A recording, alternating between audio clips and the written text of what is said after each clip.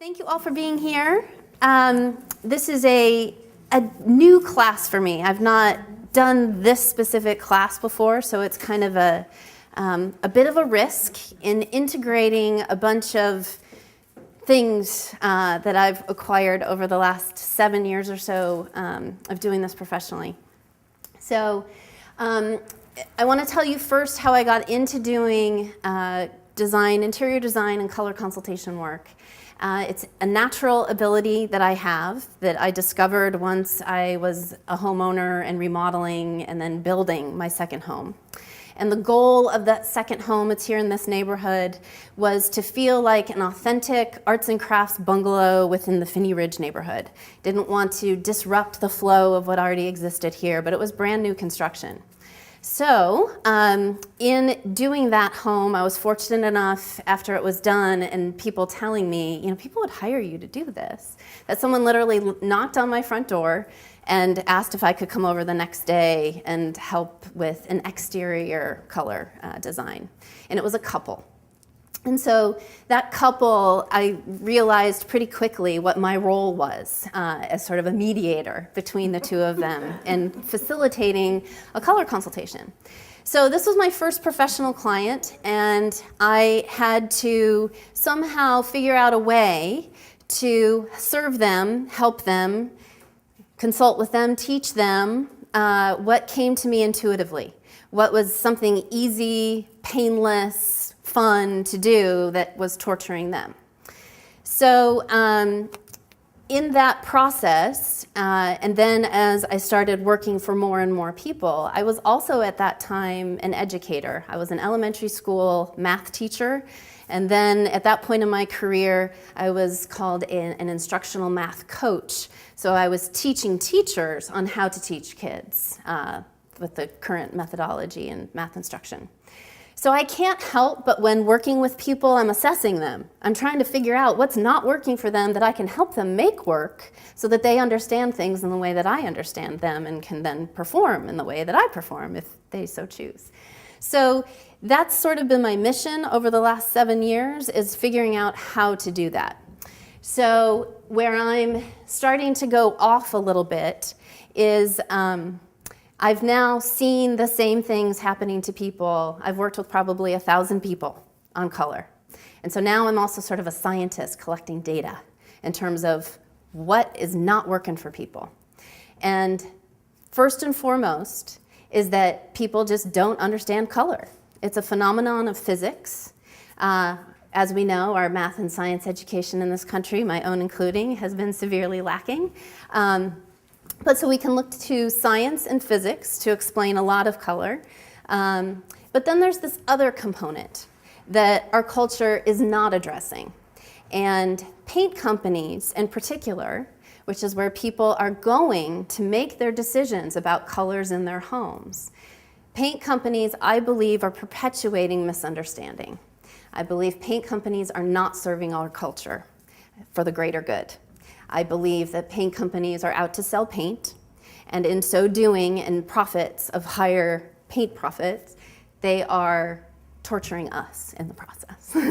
So my mission is to try and enlighten us about how this really works, that serves all of us the best, and perhaps even the earth the best. So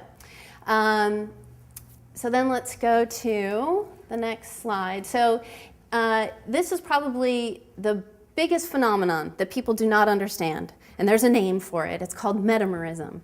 Color changes. It is not static. It's magic. It is. I've had people when I get to their houses say, this room is so hard. The light in here just changes all the time. And that's every room, that's everywhere you go, that's outside. It's constant. Our light is constantly changing because it comes from the sun. And the sun is affected by all kinds of things between getting from there to the earth. So yes, color does change constantly. And it's not only affected by light, but it's also affected by what is around it. How we perceive colors are a phenomenon of relationship, and that's the quality called metamerism. So then I go to still, and this was sort of the earlier part of my career in explaining the science aspect to people. So color theory is part of physics. It was developed by Sir Isaac Newton in like the 1670s. And what is interesting about a color wheel, and if you understand this, then color becomes so much easier. And it really is this simple. That the way the color wheel is organized, it has to do with the spectrum of light. And complementary colors, other colors that are directly opposite one another on the color wheel. And a complementary color pair is spelled C-O-M-P-L-E, like complementary angles, meaning that they complete each other. So they complete the spectrum of light. So the colors directly opposite are complements. They complete each other. So yellow and purple are complementary colors. And what that really means in terms of vibrational and a frequency is when I put yellow and purple together, the two of them, the metamerism, they actually will change with each other and they vibrate higher and they create white light. And white light feels better than other kinds of light. So that's really what I'm doing, is I'm looking for those relationships that then vibrate higher because they enhance each other. And the reason that it works with the complementary colors is purple is a secondary color made up of red and blue. And red and blue are the other two primaries with yellow. It takes all the colors together to make white light. So purple being red and blue with yellow, that gives me all the primaries existent, which then makes all the secondaries higher vibration white light. So that's where I'm manipulating things, is trying to find those combinations that actually vibrate higher and feel better. And then I go a step further with that and notice that each of the colors in the complements, one's a warm color, one's a cool color. So even with our neutrals that we play with, that are actually the ones that feel better in our spaces, that feel more natural, if one of the neutrals is warm in relationship to the other neutral being cool, I can do that same thing and get them to vibrate higher and feel better. And I've been taking a lot of my cues, I always have, from what feels best outside. I believe that Mother Nature has a divine plan. Science has been explaining those things that just work. Why does that work? Well, somehow science explains those things that work for us. Well, I would also then go and say that there's a divine plan in why it works, and that outside, that's where we can experience it and feel it and bring that inside and treat us the best here too, because we're animals of the earth, resonating with what's happening outside, just like the animals, and so on. So then going on deeper, so the science aspect explains one part, but what I was experiencing, I knew went somewhere else. Well, fortunately, when I was doing this, Feng Shui was just hitting our culture in a big way, so that I can then also use that to explain what I'm experiencing. So I'm not using probably the exact definition of Feng Shui when I'm using the term Feng Shui. To me, Feng Shui is energy. And China has legitimized the study of energy, manipulating energy, balancing energy to help us. And that's what I know I can do with color as well. So this was the earlier part of my career.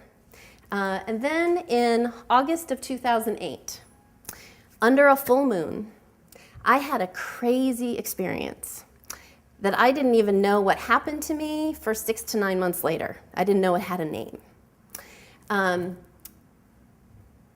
That experience is called the Kundalini Awakening. And it was out of the blue for me, and let's say it wasn't an easy experience. So it took me about 6 to 9 months to figure out that it had a name. But over those 6 to 9 months, I was realizing that I was not the same person. I was experiencing everything differently, and a lot of energetic stuff I was experiencing in a way that I had never experienced before. Recently, in working with some energy workers, I found out that a Kundalini awakening can completely reset your nervous system. And so that's what I've experienced. And I'm trying to find a way to honor what I know is a valid experience in my body and how I feel things, and communicate that, but also use that to help our culture and help the earth.